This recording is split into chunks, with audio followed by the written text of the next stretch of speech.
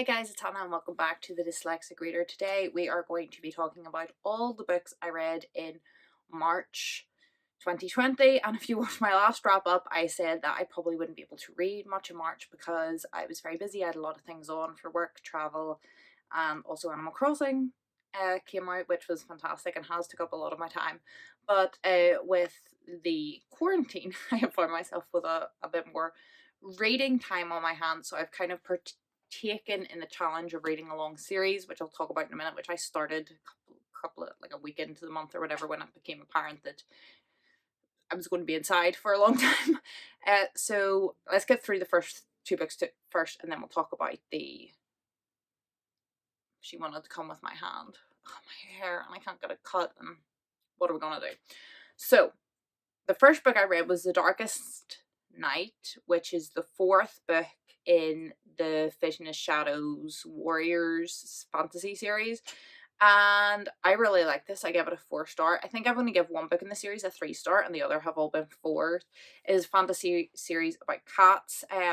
They do talk and they have like their own wee civilization, but they're not like anthropomorphic. They don't walk around on 2 legs and like eat with knives and forks and wear top hats. They're just real cats. And they are kind of warriors. There's many series within this kind of world. I'm just reading the Vision of Shadow series because my library has them as audiobooks, and I've been really enjoying them. It's just a fun, nice wee fantasy series that's easy to break away from. And I think what I really like about the series is the characters. The plot's kind of all fantasies, do you know what I mean? There's always a prophecy, yada yada yada. It's not a thing outstanding or unique plot wise, but the characters are really well developed, and like relationships and reasonings feels really real and understandable. So that's something that I've really been enjoying about those series. So if there's anything like in the Warriors series that you've been thinking about maybe looking into or picking up, I would suggest that. I think most people, if you're into that kind of thing, would enjoy. It's fantasy cats. How could you not enjoy it? The second book I actually do have a physical copy of. That was an audiobook, and then the series I've been reading as ebooks because you can't get out to the library or anything.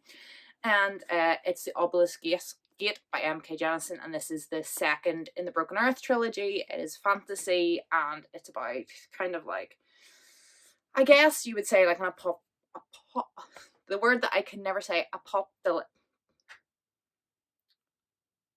I'm not even going to say it, post end of the world kind of series, and it focuses in um on specific characters who have a power which revolves around the manipulation of earth, and specifically the quelling of earthquakes and things like that.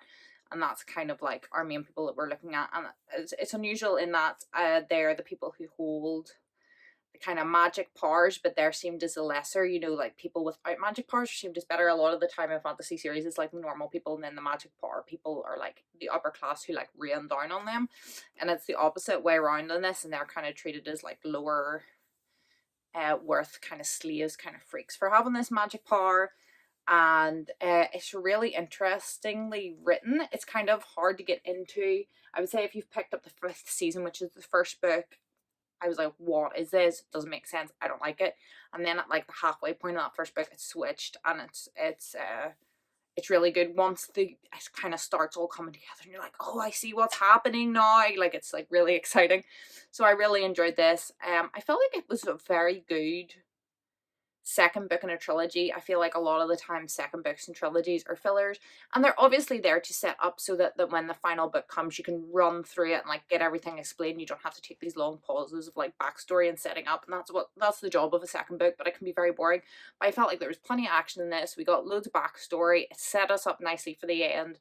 There was a lot of plot twists, and we got to see a lot of what happened to our characters after the first one and stuff like that. And I just think it was really well balanced between like setting up for the next book, but also being like a book in its own right. So I thoroughly enjoyed this, and again, it was a 4 star. I think they've all been 4 stars this month.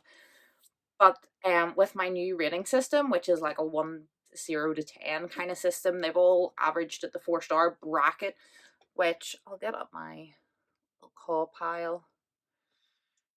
so they've all been 4-star, but like they've ranged from out of 10, like the lowest is 7, which is like the lowest 4-star that you can get, and then the highest is like a 6 or an 8.5, which it has to be a 9 or over to get a 5-star. So it was a really high 4-star. It was only half a point off of being a 5-star. And again, the same as the last one, I really like the character development in this book. So on to our series, which I have been reading on my Kindle. I can still get access to all my library stuff online, like the audiobooks and stuff, but the libraries are all shut down, so I know I couldn't find anything to read in this massive pile of books, but I did find these on my Kindle. I have read the series before, but not the whole way through. About 10 years ago, I think I got the book like 6-ish. There's 14 books, and I had them all on my Kindle, and that has been my little project for the month. And if you've been following me on Goodreads or Twitter or anything like that, which I'll link down below so you can if you want to, I've been reading the Wizard of Oz series. So these have all got 4 stars. I'm gonna go through with all their names. So the first one is obviously The Wonderful Wizard of Oz. Then there's The Marvelous Land of Oz, Ozma of Oz, Dorothy and the Wizard of Oz, The Road to Oz, Emerald City of Oz, The Patchwork Girl of Oz, TikTok of Oz, The Scarecrow of Oz, and that's as many as I've read this month, and I still have, so that's 9. So I read 9 of the 14, so there's 5 to go, which I want to get finished next month, as well as doing the Owls readathon, which if you're partaking in, share your TBRs with me. My TBR was posted last week on my channel if you want to go look at it. My brain is completely mushed today. We all know there's a bazillion things going on. So I still have Rinky Tink in Oz, The Lost Princess of Oz, The Tin Woodman of Oz, The Magic of Oz, and Glinda of Oz, which is the final one. So I have another 5 books to go, so I really want to get them finished next month.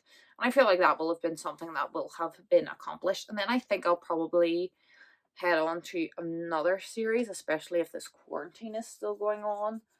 I don't know whether I want to start a new series. I have like a series, 2 series that I'm in the middle of, and have been for a long time. I'm just like picking one book up as I desire.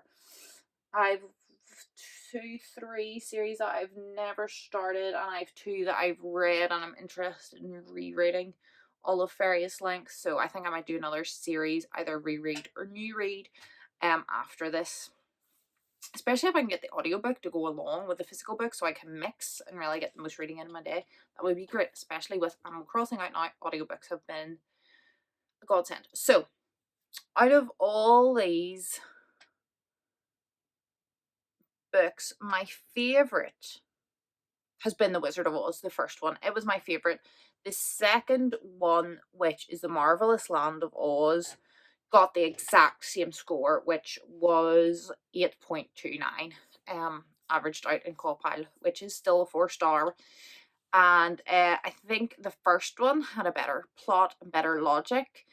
But the second one, the characters were so well developed. I thought they were really reasonable. I liked the way they discussed everything. I just thought the character development in the second book was class. And then after that, they've all been 4 stars, but it has been lower 4 stars because the logic of the series kind of falls apart. And it starts contradicting itself. I don't think it was ever meant to be a series. If you read the books, there's like the first one, and then there's a gap, and then there's like the next 3, and then it kind of like ends. And then there's another couple of years of a gap, and then the books start up again with like an explanation for like how they got around the end of the last one. So I don't think there were ever meant to be that many books, and I think maybe that's where the history and the lore kind of falls down a wee bit. So they start contradicting things that they've said in other books.